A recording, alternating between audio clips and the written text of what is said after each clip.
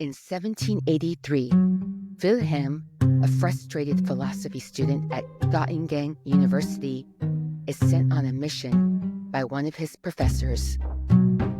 As a result, he meets the famous Count of Saint Germain, living quietly under the patronage of Prince Charles of Hesse-Kassel. Wilhelm discovers he enjoys telling stories of adventure. Having none of his own, he asks the mysterious Count to let him write his stories. The Count reluctantly agrees, but he will not make it easy. The Count of Saint Germain was a celebrity at many royal courts, yet no one knew his true identity. He was an accomplished musician, composer, alchemist, diplomat, adventurer, and philosopher, marveled at by royalty, nobility, Voltaire, Casanova, Madame de Pompadour, and countless others. Some thought him genius, others thought him crazy. He was even thought to be a time traveler. The Count had a photographic memory. He insisted on starting his story at the minority of Louis XIII of France. He breathes life into the rise and power of Cardinal Richelieu and the treachery of the Queen Mother. The constant court intrigues, betrayals, banishments, exiles, duels, executions, wars, sieges, and plagues. Truth is stranger than fiction. Wilhelm's draft manuscript is found 240 years later by Luke Weber in the false bottom of an armoire once owned by Prince Charles. Along with the large handwritten manuscript in German are the memoirs of Hortense and Marie Mancini, published in French. Weber, a Washington, D.C. K Street lawyer, has a mysterious manuscript translated. Luke and his wife Sophia are in for the education and adventure of their lives.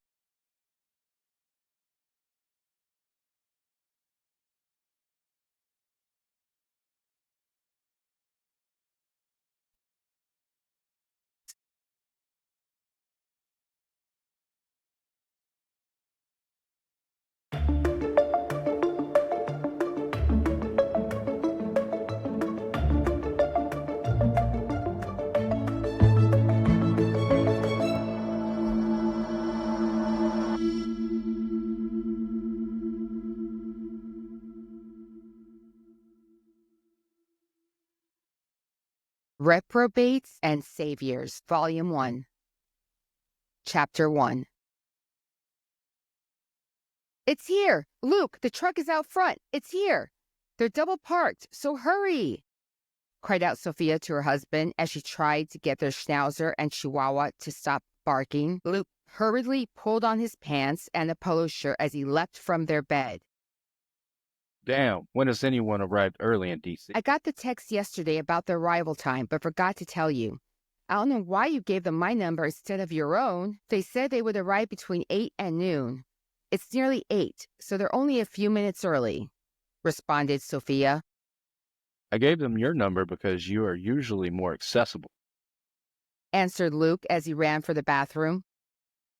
They probably left the shipper's warehouse in Baltimore before rush hour traffic got too heavy. Fix your hair. You've got bedhead. Take a quick gargle. You've got morning breath, too, advised Sophia. Okay, go open the door for them.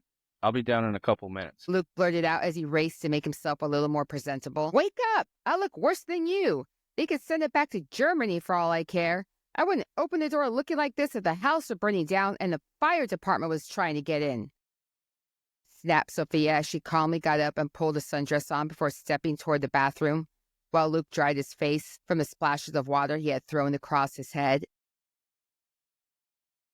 Luke hurriedly ran a comb through his hair, while he swilled a bit of mouthwash and spit it out. He rushed from the bathroom, closed the door before the dogs could leave the bedroom, ran down the stairs, quickly turned off the alarm, and managed to open the door shortly after the third time the big fellow outside rang the doorbell. We have a delivery from Mr. Lucas Weber. stated the delivery man. I'm Luke Weber. Luke responded, breathing heavily. What do you want? The big man asked while looking past Luke, trying to get an idea of where the load might go. It's going over there in the study.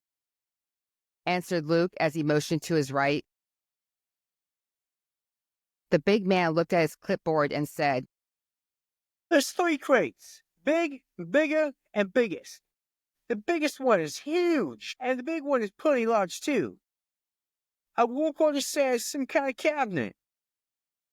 We're supposed to uncrate everything and stack them on top of each other? That sounds right. responded Luke. Should we uncrate them outside, or do you have room for us to uncrate them inside? It's the man. The uncrating is a bit messy, so you'll probably want us to do it outside. No, I don't want to take the chance on anything getting dinged on the front steps. There should be plenty of room to uncrate them here in the foyer and move them from here into the study. I cleared most of the furniture out of the foyer.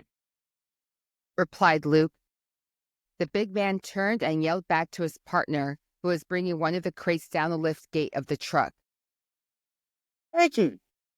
Bring about 4 pads, the hammer, and the pry bar. Frankie climbed into the back of the box truck and a few seconds later stuck his head out and called back to the other delivery man. Hey, Gianni, you want the big pry bar or the little one? Bring both. Replied Johnny. Wait a minute. Said Luke. You guys are Frankie and Johnny? Mister, you don't want to go there.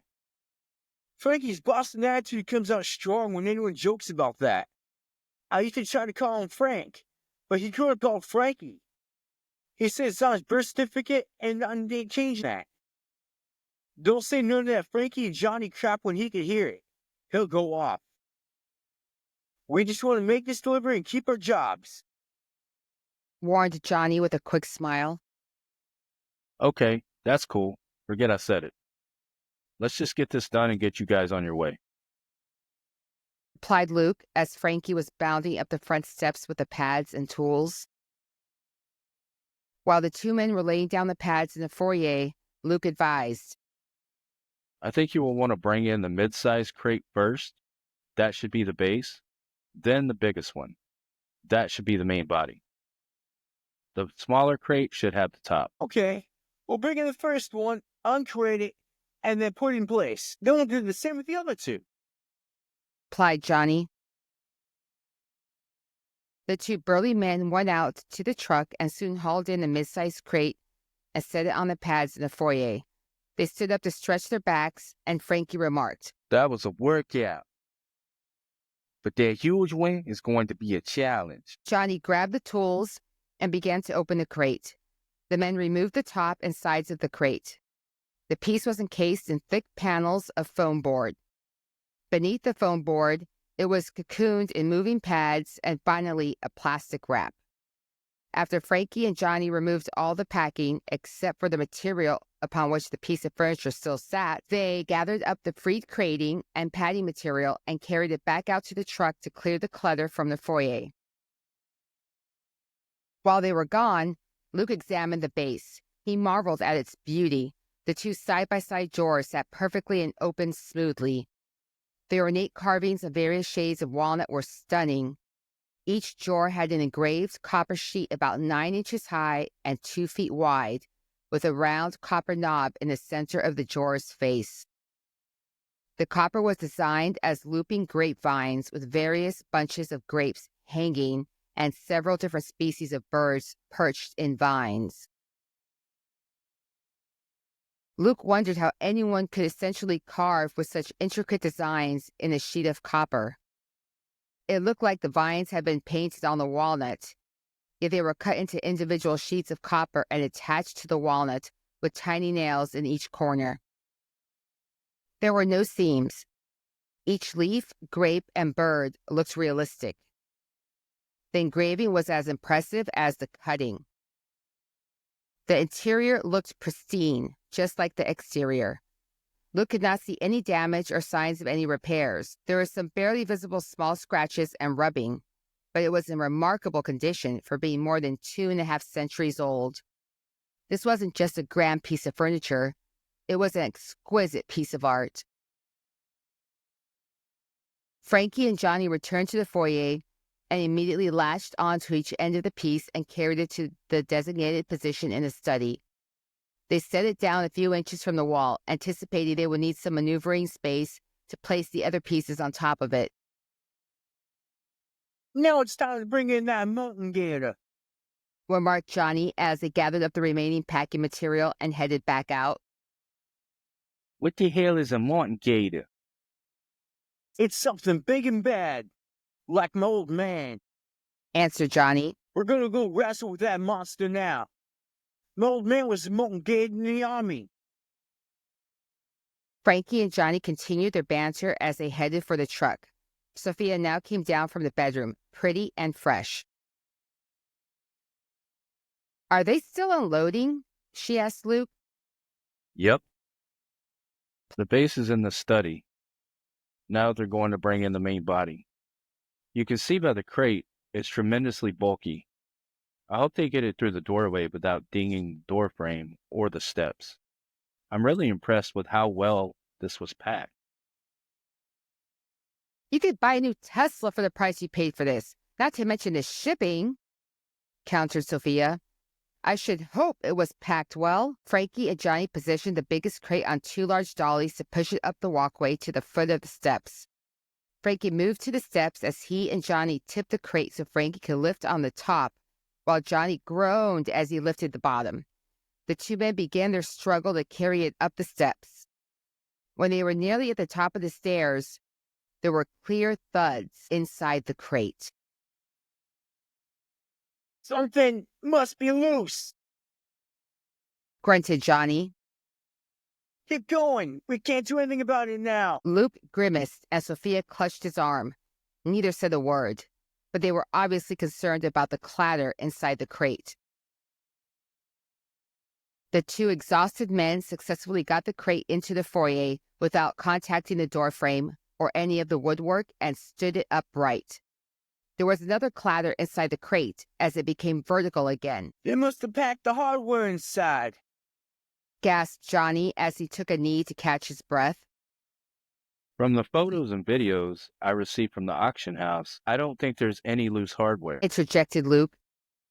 I can't imagine they would remove the doors for shipping. They wouldn't risk damaging the hinges that old. As you can see, they didn't remove the knobs from the drawers on the base. They said the keys to the locks would be taped to the top of this piece. But even if they came loose, they wouldn't make that kind of noise. Frankie paced back and forth, panting, and muttered, Was harder than moving the piano. What the hell is this thing?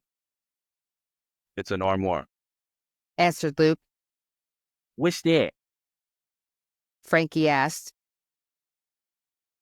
It's a French word in English. It's a wardrobe cabinet. But since it is likely from Germany or Denmark, I guess we can call it a Kleiderschrank or a garderobe scab, said Luke.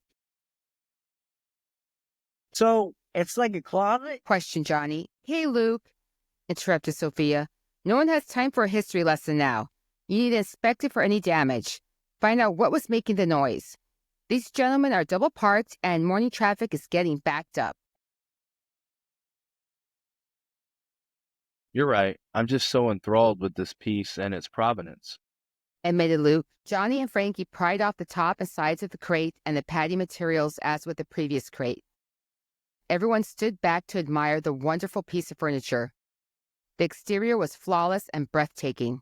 Each of the huge doors had 2 large, engraved copper sheets, one above the other in perfect symmetry. They also had the same grapevine design as the drawers. There was another piece of carved copper framing the keyhole of each door. Luke grabbed the step stool from the kitchen and found the armoire's keys taped to the top of the piece just where the auction house people had indicated they would be. He came off the step stool, folded it closed, and set it aside. Then he opened a large envelope holding the keys. Each skeleton key had a golden lanyard with a long, fat golden tassel. It was clear the color of the golden threads had lost its brilliance over the centuries. How cool is that? He said as he admired the keys. I bet these tassels are original. It's like this thing has been in a time capsule. Sophia scolded him. Luke stepped forward and opened the doors of the massive, ornately carved armoire and discovered a displaced board of panel and 3 leather satchels, 2 much heavier than the third. He removed the items and inspected the interior with the light from his cell phone.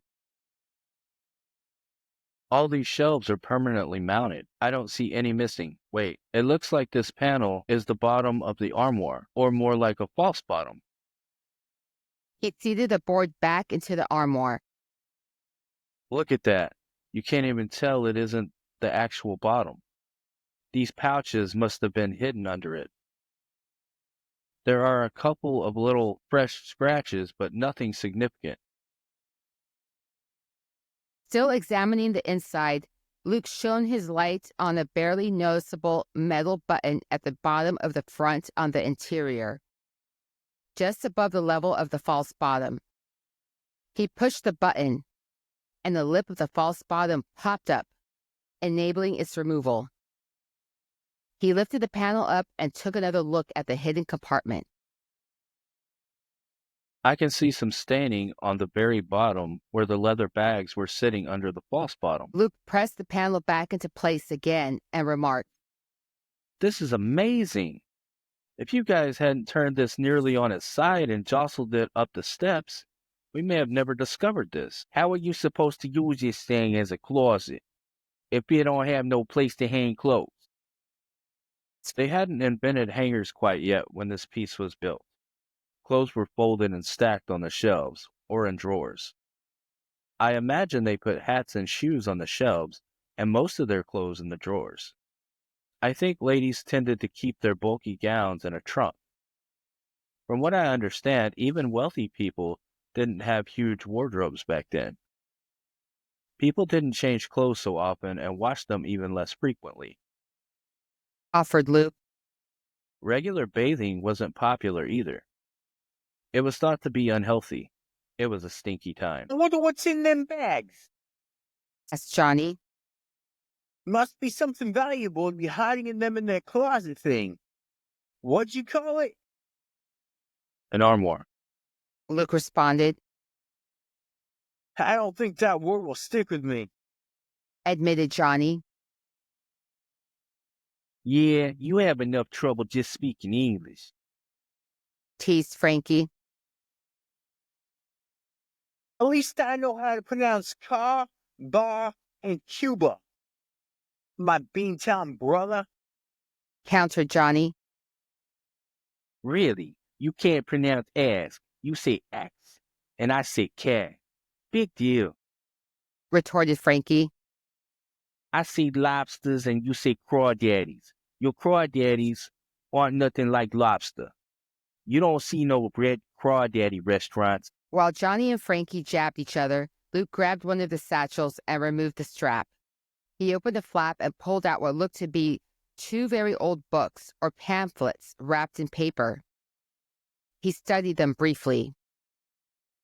They appear to be in French. Look at that. This one is dated 1677. Wow. Marveled Luke. See here? This word, memoirs. These must be memoirs. Does that mean something like memories? Queried Johnny. Close. Answered Luke. It's an historical account about an event or events by someone with intimate knowledge of the event. So it could be memories. Usually it's about a person and often written by that person. So it's not a biography? Surmised Johnny. Exactly the same, only different. Replied Luke. An autobiography will cover most of someone's life. A memoir will cover part of it, or something significant in their life. Professor Weber, stop giving lectures, sarcastically injected Sophia. What's in the other pouches? Luke quickly opened the next satchel. In it was a thick bundle wrapped in paper and bound with a cloth ribbon that was greatly deteriorated from age and stained from the oils in the leather.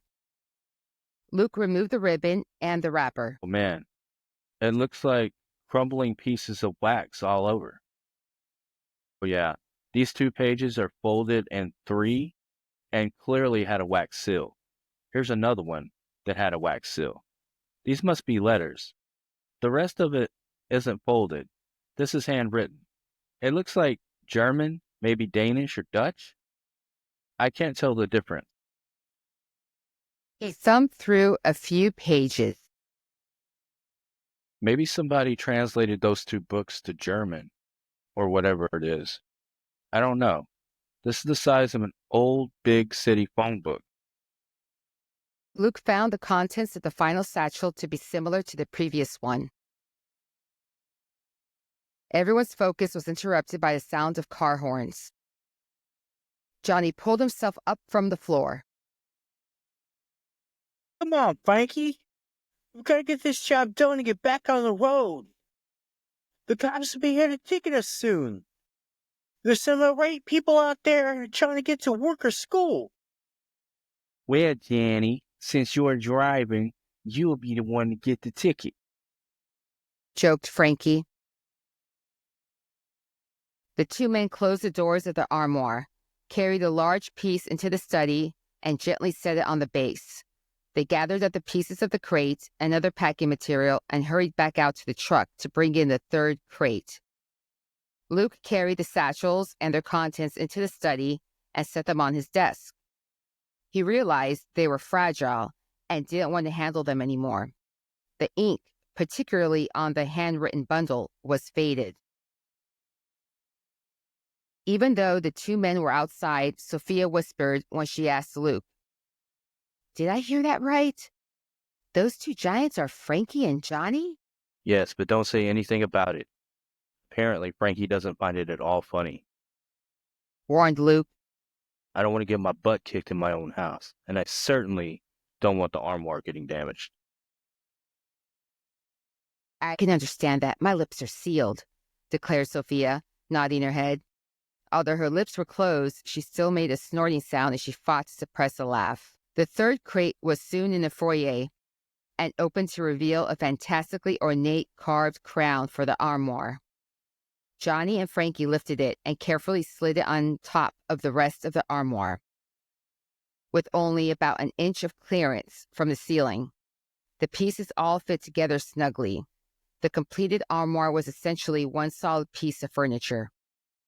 There was no visible clue that it was in fact 3 pieces. No hardware was used to fix the pieces together. It was far too heavy to tip, even if someone were to hang upon one of the doors. The 2 men shoved it tight against the wall and gathered up the last of the crating material. They ran the packing scrap back to the truck and returned to retrieve their moving pads and tools. Johnny handed his clipboard and pen to Luke so he could sign for the successful delivery. Luke scribbled his signature on the page, and Johnny gave him a copy. Luke pulled a $100 bill from his wallet and handed it to Johnny. Here, you guys deserve this. That's 50 each. I'll let you settle it between yourselves. Frankie and Johnny both thanked Luke and Sophia and expressed a hope the old papers would be worth a fortune.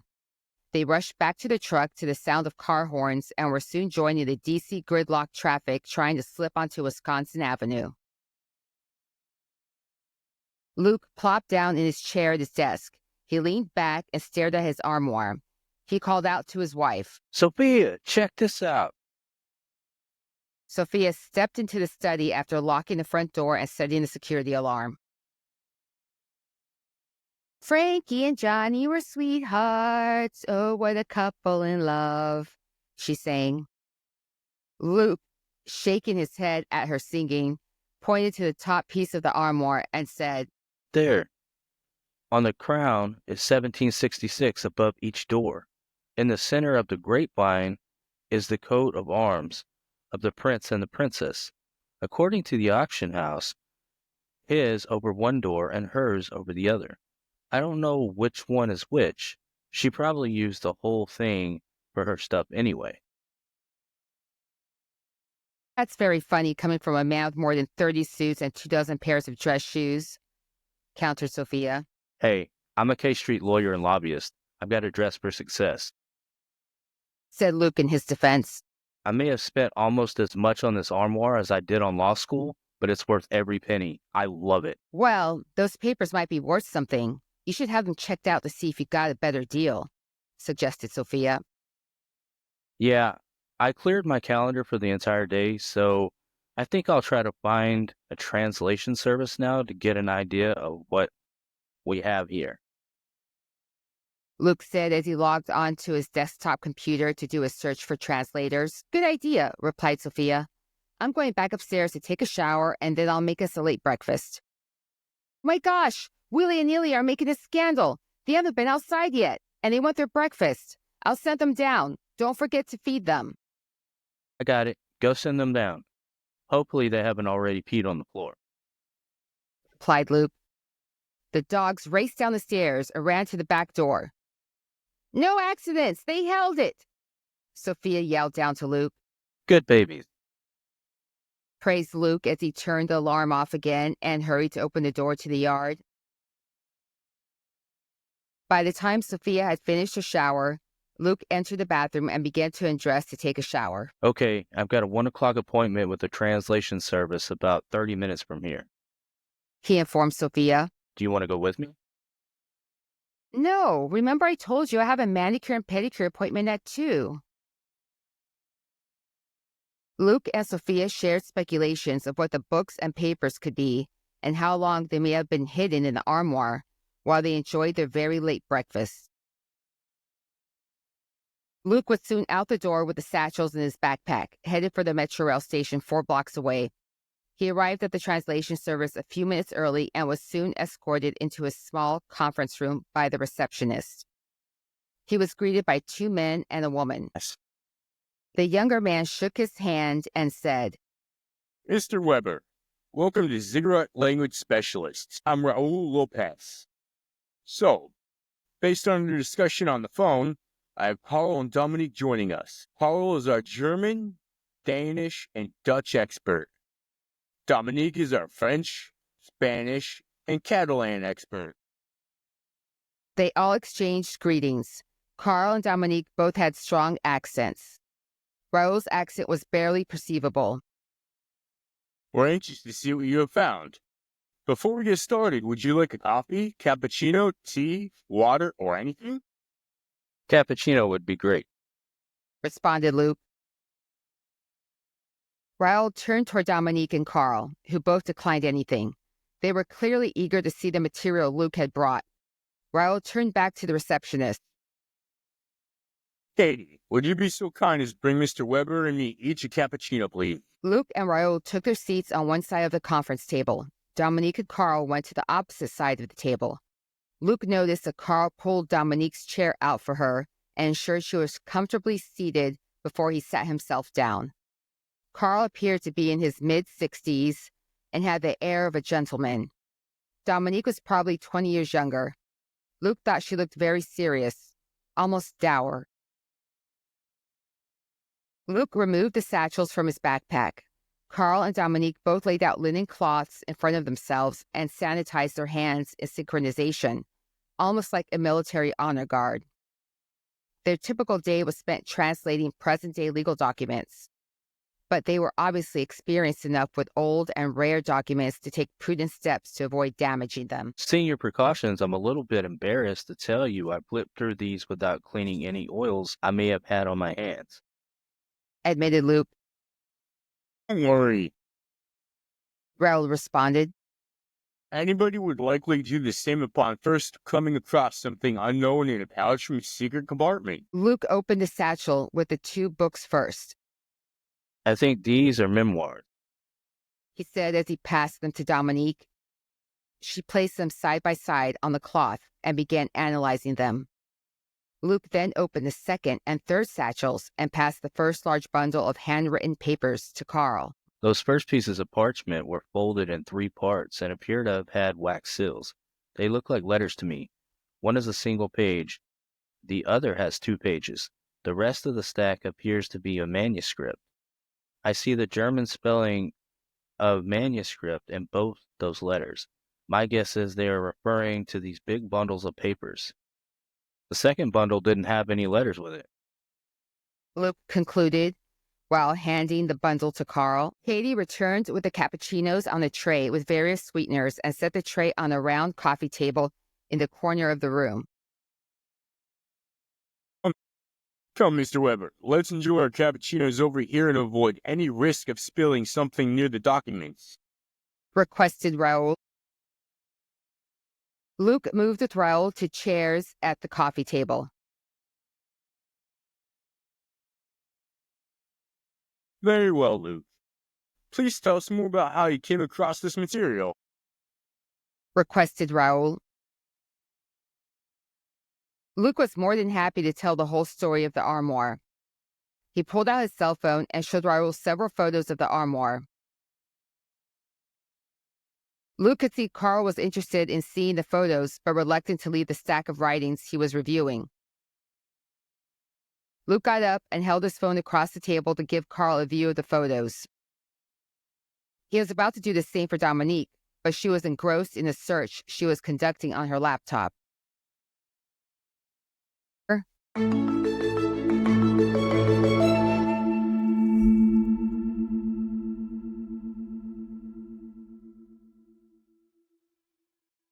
Chapter 2. Excuse me, gentlemen, interrupted Dominique, having the undivided attention of all three men. Dominique continued. You will not need to have these translated. You can find English translations on the internet. These are the memoirs of two famously scandalous sisters.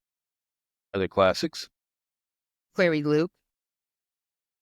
I would say yes and no, replied Dominique. So one is a classic and the other one isn't. No, that is not at all what I meant. These are two of the first memoirs ever published by women. The first was written by Hortense Mancini, the Duchess of Mazarin, to defend her honor after she fled her abusive husband. She was perhaps the worthiest woman in all of Europe.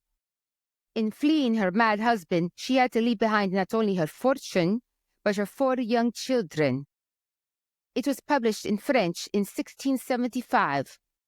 An English translation was published the following year. The other was written by Hortense's older sister, Anna Maria Mancini, better known as Marie, but not to be confused with her youngest sister, Maria Anna. With the popularity of Hortense's memoir, someone with a great deal of knowledge of Marie published a fictitious memoir accredited to her in 1676.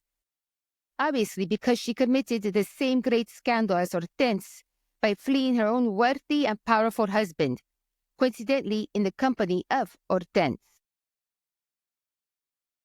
To counter the farce memoir, Marie wrote and published her own authentic memoir the following year. It was published first in French, but republished in Spanish soon afterwards. Unfortunately, the English translations of Marie's memoir until recent years were quite butchered. They cut out significant portions, conflated the false and true memoir, and other poor editorial practices. I remember reading translations of both sisters' memoirs. They came out a few years ago. They were edited by a professor here in the U.S. Her name slipped my mind, but I was able to do a bit of searching and found her work. Her name is Sarah Nelson. She has provided extensive footnotes to put people, places, and events into context. Dominique scribbled on a sticky note and passed it to Luke. Here is a site where you can find her work. Who were these women? Was it because they left behind fortunes to get away from their husbands that everyone was interested in their memoirs? Luke asked. They were the nieces of the powerful Cardinal Mazarin. I'm sorry. I'm not familiar with the Cardinal, admitted Luke. Jew Americans know so little about Europe and its history, Dominique said harshly. Touché, responded Luke. He could see Raoul shift nervously in his chair. I suppose most of what I think I know came from movies set in World War II. I like French wines, if that helps. I like German wines, too. Luke added. What about Italian, Spanish, Portuguese, and South American wines? Raoul.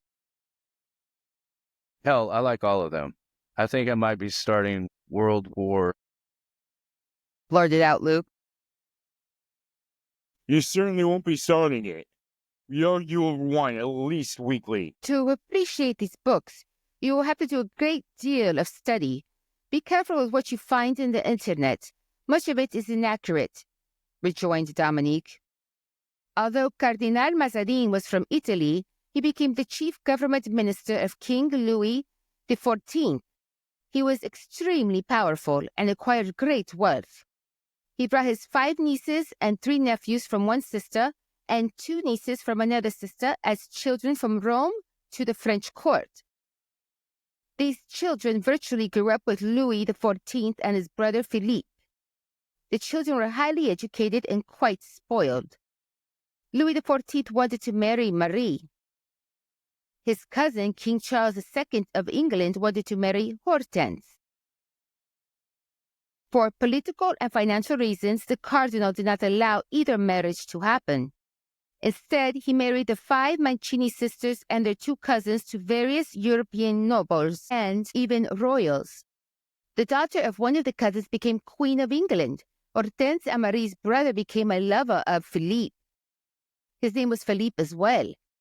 But there were so many royals and nobles named Louis, Charles, Philippe, Marie, Mary, etc. It's very difficult to sort out all the names, titles, and ranks. Most royals, and a great many nobles, had many titles and ranks. Dukes, earls, counts, marquesses, barons, etc. Not all the titles were used in the different parts of Europe. Some titles were hereditary, others were not. Hortense and Marie both ended up abandoning their husbands, something that was just not acceptable in those times. They were forced to leave their children and fortunes behind them. The husbands had control of everything. Their escapades on the run across much of Europe lasted for decades, even after the publication of the memoirs.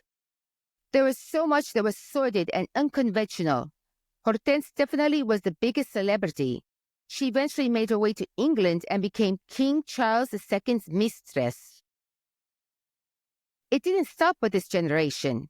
As I said, the daughter of a cousin became Queen of England. Other children of the cardinal's nieces became great military leaders. 4 of the 5 granddaughters of Hortense's son were mistresses of Louis XV. Raoul, although enthralled in everything Dominique was saying, knew history lessons were not part of his business model. Thank you, Dominique. Luke, I'm sure you can appreciate that we're a translation service. The history's marvelous, but it's not a pillar of our business. Luke immediately responded.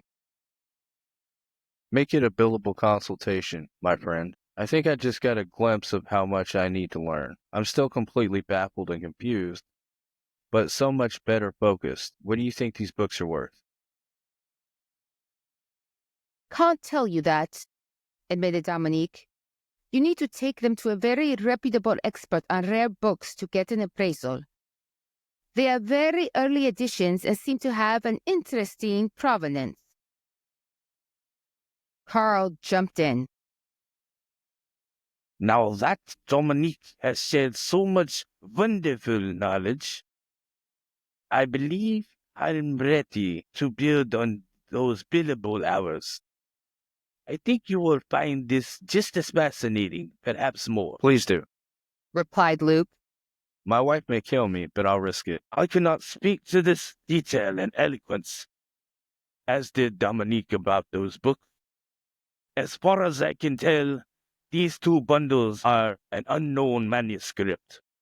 I have never heard of it, not even rumors of it. This is written in an older German that fits with the time of the owner of your Umrah. Focus mainly on the 2 letters with the broken wax seals. One is an undated letter from the Count of Saint Germain to the author of the manuscript. The letter corrects the author, who calls himself Wilhelm Gottlieb, who delivered the manuscript to Prince Charles for his determination on whether to publish it. Prince Charles is to be the owner of the work, and the author has no rights to it other than what Prince Charles may grant him. This second letter is from Saint Germain to his friend and patron, Prince Charles, explaining he had spent more than 2 months giving an interview to Wilhelm, who claims to be the nephew of Heinrich Wilhelm von Fürstenberg. Wilhelm is writing Saint Germain's biography. It appears that after writing most of the manuscript, Wilhelm was sent on a quest.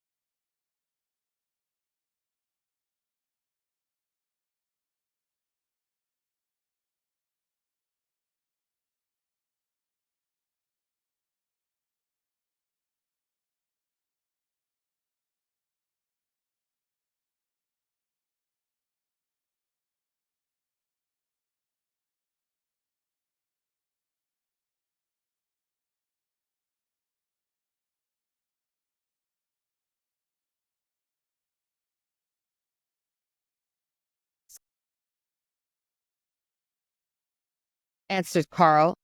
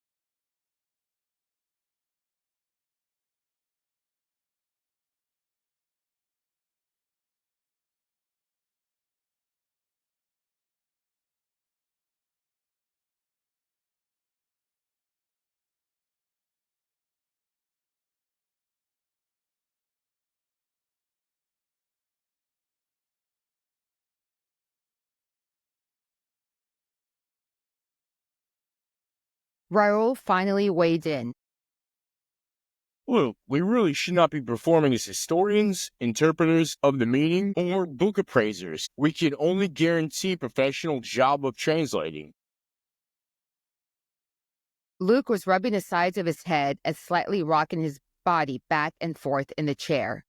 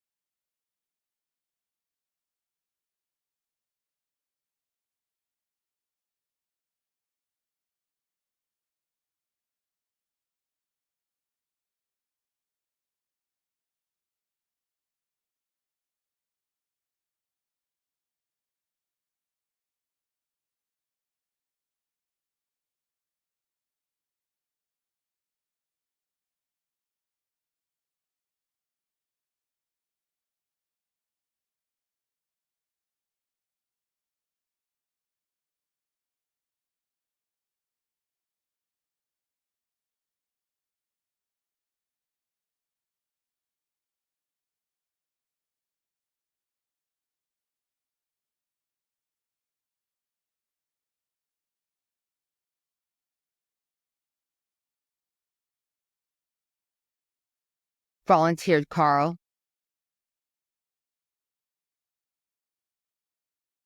Luke, Oh, said Carl, seeming to question Luke's assertion. I suppose it could have been at one time, but what kind of a hoax would it be now? The parchment is old and fragile.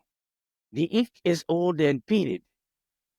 Corrections are made or such through in the same ink. If it is a hoax, it is a centuries-old hoax.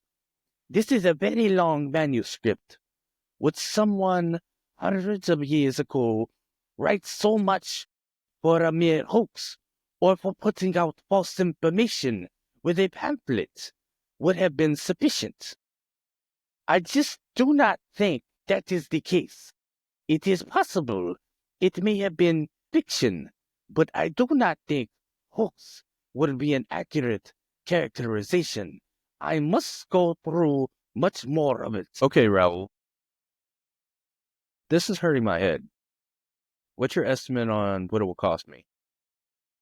Asked Luke. Raoul stared at the ceiling and seemed to be sucking on his teeth as he calculated the fee in his head. Raoul said, "Because of the unorthodox nature of this consultation, we educated you on the fact there are already translations of the two books. I will ask you for $200 for today. If you want Carl to translate and transcribe the manuscript, that will be $120 per hour." Luke quickly joined Raoul in calculating in his head. So we're probably talking about 13,000 to 15,000, plus the 200 for today. Let's just do 8 hours to start with.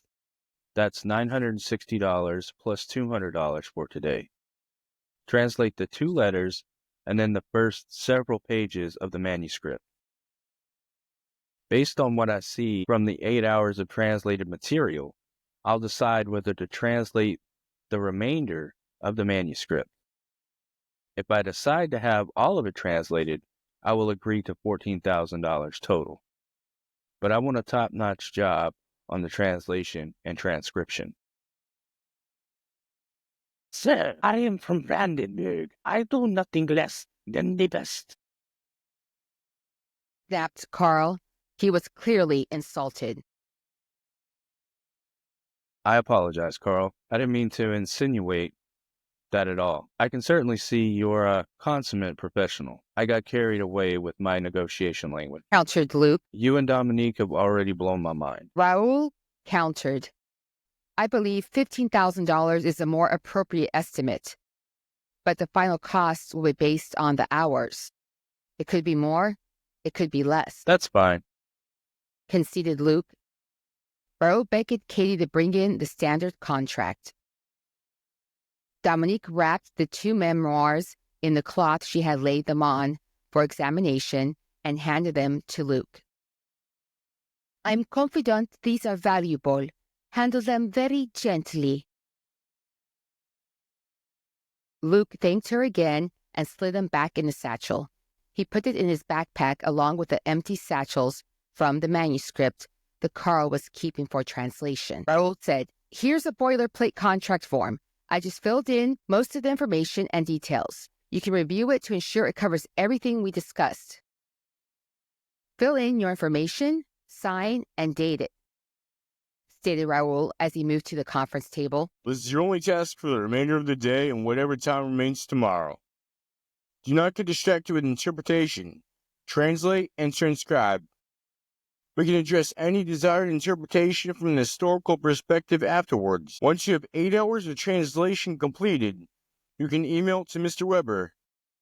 His email will be on the contract. Luke signed the completed contract and handed it and his credit card to Raoul for the initial charge. Raoul passed them off to Katie, who rushed out of the room to copy the contract and process the charge on Luke's credit card. Carl gathered up the manuscript and his laptop and other material. They bade each other farewell and everyone left the conference room. Carl and Dominique disappeared behind a door to the offices in the rear of the business. Raoul and Luke went back to the reception room. Katie met them with a copy of the contract and receipt for Luke.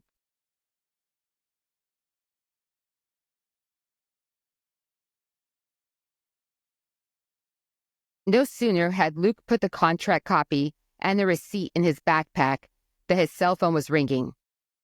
It was Sophia, and not wholly unexpected. Luke answered. Hello, dear? Just got a message notification that you made a $1,160 charge to our credit card, Sophia advised. What is that for? Are you having this stuff translated? I'll explain it to you when I get home. Responded Luke. I need to let you go now so I can finish up here. I'll be back home within the hour. You will get home before I do. I'm in the middle of my pedicure, replied Sophia. Tell me all about it when I get home. Ciao. Luke finished up his business with Raoul and Katie and headed for the subway. Sophia barely got through the front door where she found Luke in the study and jokingly confronted him. Aren't we supposed to get approval from each other before we spend more than $1,000? Honey, this is not the same. Luke blurted out in accelerated, excited speech. It's not like I'm buying something. I learned the 2 small books already have English translations. These copies are probably quite valuable. They're like great barn finds.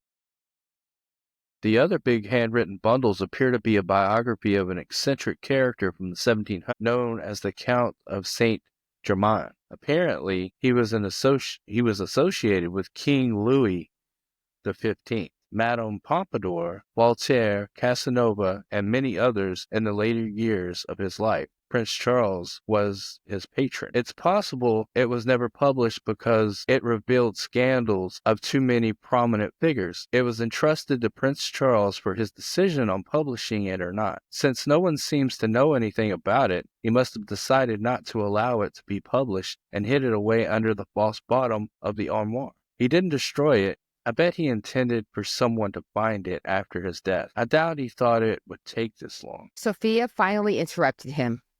Okay, take a breath. You sound like you just finished a marathon. I get it. All of it sounds fascinating. What are you doing with it? Luke was still fixated on his computer screen. I'm studying my butt off online. These 2 books are memoirs of 2 sisters. Their last name was Mancini. The lady at the translation company made it sound like they were the Kardashians of their day. And what I've come across so far, the Kardashians are as exciting as watching paint dry compared to them. I simply can't imagine. I never heard of them before. Why hasn't Hollywood been all over this? I feel so stupid that I never heard of the Count or the Mancini sisters before. And it's not just these 2 sisters. There are 3 more sisters, 3 brothers, and 2 female cousins. You're going to blow a blood vessel. I haven't seen you so excited since our 3rd date, replied Sophia. I guess I need to get in on this. What are you looking at? Check out the Count of Saint Germain. Hortense Mancini and Marie Mancini, that's Germai. Instructed Luke. Thank you, dear, flipped back Sophia, obviously a bit perturbed. I understand how Mancini is spelled as opposed to how it is pronounced. I may come from Maryland, but not from Baltimore, and I didn't attend public schools. My mother's family is Italian, for Christ's sake. You dolt. All right, Saint Sophia. These women were in fact Italian. Tell me everything you learn about them. Fired back Luke. Truce. Hortense and Marie are not Italian names, defended Sophia. I'm sorry, declared Luke as he reviewed his preliminary notes and related them to his wife. They went to the French court as children and grew up as playmates of Louis XIV. They used the French version of their first names. They were the nieces and nephews of a guy called Cardinal Mazarin. This guy was the first minister and advisor to Louis XIII. For a short time after Cardinal Richelieu died, then Louis XIII died, and Louis XIV became king when he was 4 years old. Louis XIV's mother, Anne of Austria, was the regent until he turned 13. For the most part, Cardinal Mazarin was running France. Some speculate he and Queen Anne were a thing. Even after Louis XIV came of age, Mazarin was the most powerful man in France after the king, and at times he was probably more powerful than Louis XIV. As I said, the girls adopted the French spelling of their names. Hortense was originally Hortensia. Marie was Anna Maria. Luke continued to talk as he reviewed his notes. All the Mancini sisters have a scandalous reputation, except the eldest, Laure, who died from complications of the birth of her third child at the age of 21. Perhaps she didn't live long enough to create a scandal. After she died, her children were given to the youngest Mancini sister, Marie Anne. In Italian, Maria Anna, Marie Anne, not to be confused with the older sister, Anna Maria, was only 8 years old herself. Laure's husband entered the church and became a cardinal. So much of this is confusing. I'm trying to sort it out in my head. So many names are the same or too similar. Who names two of their daughters Anna Maria and Maria Anna, and then calls one Marie and the other Marie Anne? It's like they only had 10 names in the world to choose from. I thought Queen Anne was from England. Was that a different Anne? Asked Sophia. The Anne in England was a couple of generations after the Anne in France. I think the one in England was born about the time the one in France died. Responded Luke. So many royals and nobles using the same names is confusing enough, but the titles confuse me even more. Get this, the Queen Anne of France was also called Anne of Austria, but she was from Spain. Louis XIV's brother wasn't referred to as Prince Philippe, rather the Duke of Orleans. Apparently, within the French royal court, they called him Monsieur. Anyway, Charles II of England was in exile in France after Oliver Cromwell won the English Civil War and executed his father, Charles I. Charles wanted to marry Hortense. Her uncle, Cardinal Mazarin, rejected the proposal because he didn't think Charles would get his throne back. He married her off to some guy who was possibly the richest man in Europe. It turned out he was also one of the craziest. The uncle left most of his vast fortune to Hortense when he died 8 days after she got married. In reality, he left his fortune to the crazy dude because husbands controlled everything. Hortense was 14. 14? Exclaimed Sophia. I was 10 years older than that when we got married, and I still think I was too young. Back then, it wasn't uncommon to marry off a 13-year-old. Advised Luke. In Massachusetts and New Hampshire, you can get married when you're 14 to this day. Marriages between cousins wasn't unusual either. Obviously, history has captured much of it among the royals and nobility, but it was probably just as prevalent with the commoners. Rural areas and small communities across the world for all of history have been tribal or clannish, so marriages between cousins isn't so unusual. Just sounds weird to me. A bit perverted, admitted Sophia. Well, it's legal right here in D.C., as well as Maryland. Responded Luke. Buddha, Muhammad, Darwin, Jesse James, Einstein, Edgar Allan Poe, H.G. Wells, and countless others married their first cousins. Nobility and royalty has a long history of marriages between cousins and other relatives. Prince Charles, who owned the armoire, was married to his cousin too. Back then, if you weren't brother and sister, father and daughter, or mother and son, most people didn't have an issue with it. Sometimes the Pope wouldn't approve a royal marriage for a couple of generations of first cousins or double cousins. What's a double cousin? Asked Sophia with a look that said she was afraid to hear the answer. That's when the husband and wife were cousins on both sides. Louis XIV and his wife were double cousins. His father and her mother were siblings. Her father and his mother were siblings. Luke explained. That's sick, in my opinion, confessed Sophia. Let's get back to what I was trying to explain. Resumed Luke. Anyway, after 7 years and 4 children, Hortense took off. She had to leave her children and fantastic wealth behind. She wound up in Rome with her older sister, Marie. Marie was married to a very rich and powerful man. A few years later, Hortense helped Marie abandon her husband, children, and wealth. Both ended up writing their memoirs to address the scandals they had created. Those are the 2 little books we found. The memoirs only tell the story of part of their lives because they were still young when they wrote them. Hortense was in her late 20s. She lived almost 25 years after her memoir was published. Marie was in her late 30s. She lived for nearly 40 more years. Luke explained to Sophia everything he could remember of what Carl told him and the agreement he made with Raoul. I expect Carl will be emailing 8 hours of translation tomorrow afternoon or Wednesday morning. In the meantime, we have plenty to keep us occupied. I'll send you the link to the English translations of the 2 memoirs. It seems the Count of Saint Germain gave them to Wilhelm as a reading assignment for some reason. Who is Wilhelm? Sophia asked. I'm not really sure, confessed Luke. Then why are you talking about Wilhelm?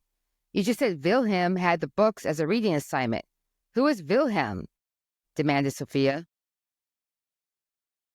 Oh, I'm sorry. Wilhelm is the person who wrote the manuscript, responded Luke. I have no idea what these ladies had to do with the Count. No one knows the exact year he was born, but it was probably about the time Hortense died and Marie was in her late 60s. The Count did have something to do with the royal court of Louis XV. 4 of Hortense's great-granddaughters were mistresses of Louis XV. Maybe he had something going on with the king's mistresses, but why go back to the great-grandmother? You know, I supposedly got a very good education, yet I never heard of any of these people other than the kings, and I don't know squat about them. When I hear Louis XV, I think of the furniture style. I'm clueless too, and I don't understand much of anything you have been blurting out. You are throwing out a bunch of names and I can't keep up, admitted Sophia. I think I saw some movie with the Count of Saint Germain who was a time traveler. I'm not sure. I saw a few accounts of people claiming to have seen him after he supposedly died, added Luke. There's a story that he told someone he was 500 years old. I saw something about an actor or comedian back in his time who referred to him in his act as having been present when Jesus was born. I also read that some noble lady I don't remember her name, claimed to have encountered him at an event when she was very old. Yet he appeared to be the same age as he was when she met him decades earlier. I have to take better notes. I'm rushing through too much stuff. You sound like we're on a treasure hunt. You're talking too fast and spurting out too much for me to comprehend, remarked Sophia. We are on a treasure hunt. I really feel like we are, responded Luke in a less frantic voice as he paced back and forth while focusing on his cell phone. Anyway, since the memoirs were a reading assignment for Wilhelm, we might as well take them as a reading assignment too. I just sent you the link to the translations of the memoirs with a big foreword and a ton of footnotes from a professor who seems to have done a lot of work researching them. I already started reading about Hortense and her memoir. Would you like to start with Marie? That's fine with me. I'll be on my laptop in the bedroom trying to catch up with you, answered Sophia. This better be worth my time. End of Chapter 2. Volume 1.